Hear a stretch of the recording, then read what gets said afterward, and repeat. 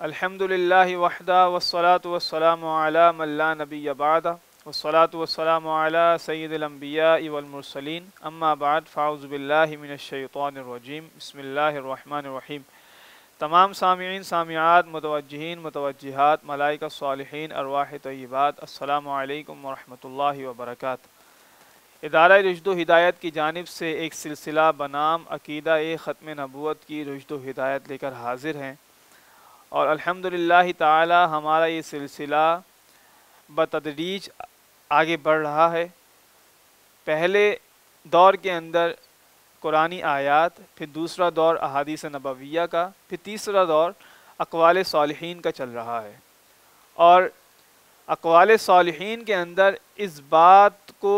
کتنے شان سے بیان کیا گیا ہے کہ ہمارے علماء صالحین نے عقیدہ ختم نبوت پر اپنے قلم سے کس طرح سے حفاظت کی اور پہرہ داری کی ہے۔ تو آئیے چلتے ہیں اپنے ایک قول کی طرف کہ جس میں حضرت علامہ و مولانا جلال الدین سیوطی شافعی رحمۃ اللہ تعالی علیہ، جو کہ 911 ہجری کے امام ہیں اور متبحر عالم ہیں، اور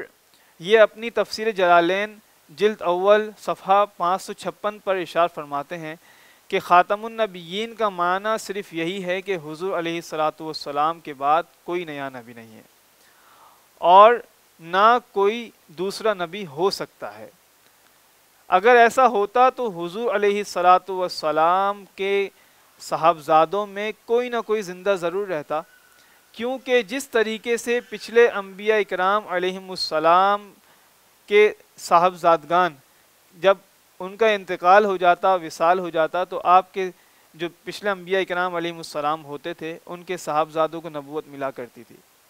اب حضور علیہ الصلاۃ والسلام کے تمام صاحبزادگان کا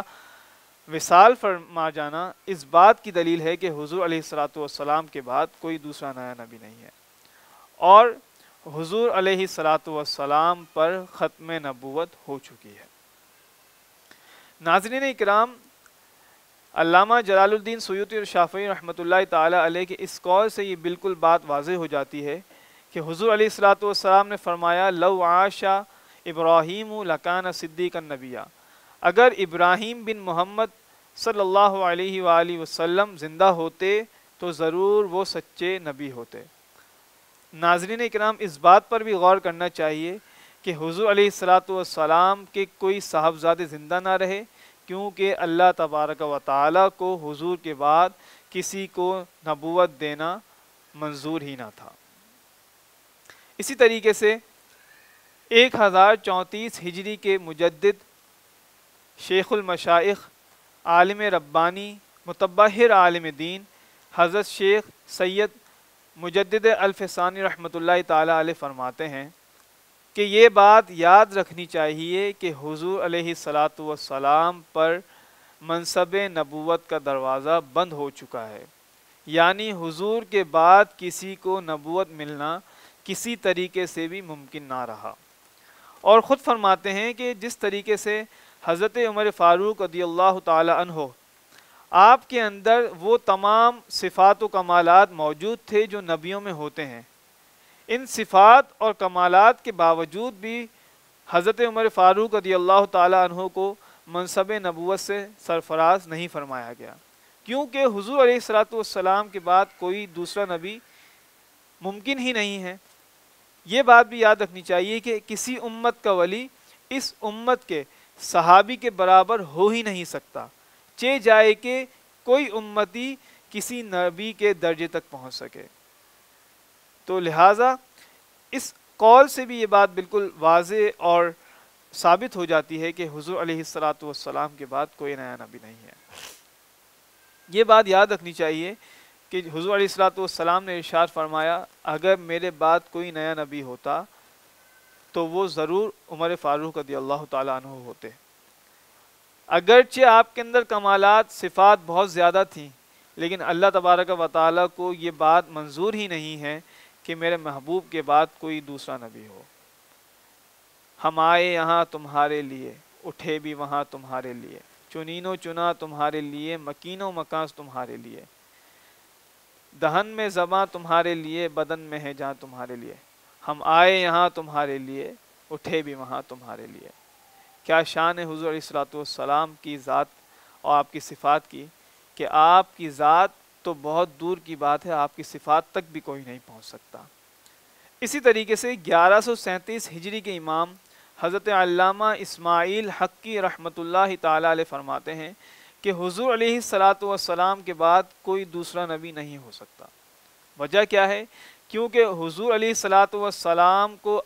آخری نبی اللہ تبارک و تعالی نے بنایا ہے، اور اللہ تبارک و تعالی نے قرآن مجید کے اندر جا بجا اس بات کا ذکر کر دیا ہے کہ اے محبوب آپ سب سے آخری نبی ہیں، آپ رحمت للعالمین ہیں، آپ سب کے لیے رحمت بنا کر بھیجے گئے ہیں، آپ سب تمام مخلوقات کے لیے نبی بنا کر بھیجے گئے ہیں۔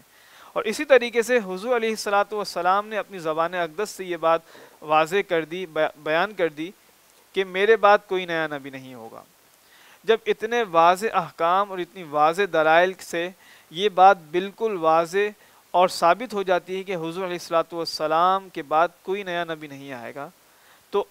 جو شخص اس بات کا انکار کرے وہ کافر ہے، یا آپ کے بعد کسی نئے نبی ہونے کا دعویٰ کرے یا مانے یا سامنے والے سے دلائل پیش کرے، دلائل مانگے، وہ سب کے سب کافر، مرتد اور باطل لوگ ہیں۔ اللہ تبارک و تعالی سے دعا ہے کہ ہمارے ایمان اور عقائد کی حفاظت فرمائے، اور ان جیسے قادیانی لوگوں کی صحبت سے بچائے، ان کے سائے سے بھی بچائے، اور اللہ تبارک و تعالی ہمارے ایمان، اسلام، ہمارے ہر ایک عقائد کی حفاظت فرمائے۔ اپنے میزبان محمد حسن رضا المہدوی کو اجازت دیجیے، اس گزارش کے ساتھ کہ اس سلسلے کو شیئر کرنا نہ بھولیں،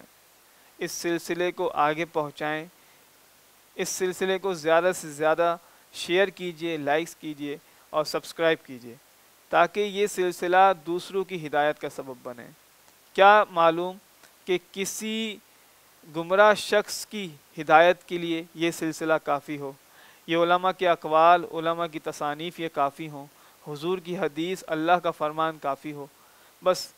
اسی نیت کو لے کر یہ سلسلہ آگے شیئر کرتے رہیے، انشاءاللہ تبارک و تعالی ہمارے نسلوں سے عقیدہ ختم نبوت کی رشد و ہدایت کی خوشبو آئے گی، اور ہمارے ارد گرد ختم نبوت کے منکرین بھٹکیں گے بھی نہیں اور نہ ہمیں بہکا سکیں گے۔ السلام علیکم ورحمۃ اللہ وبرکاتہ۔